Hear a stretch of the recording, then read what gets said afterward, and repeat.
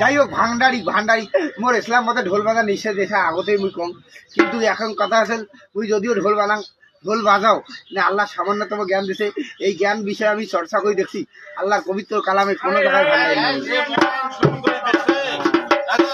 কথা বলি তো বিক্রি করে খাচ্ছে আর ওয়াজ করে ভালো আছে।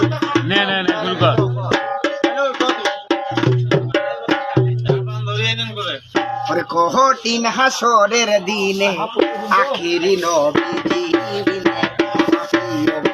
কি করাবেন আর পাপী কি করাবেন কঠিন হাসরের দিনে আখিরি নবীজি দিনে পাপী কি করাবেন আর পাপী কি করাবেন।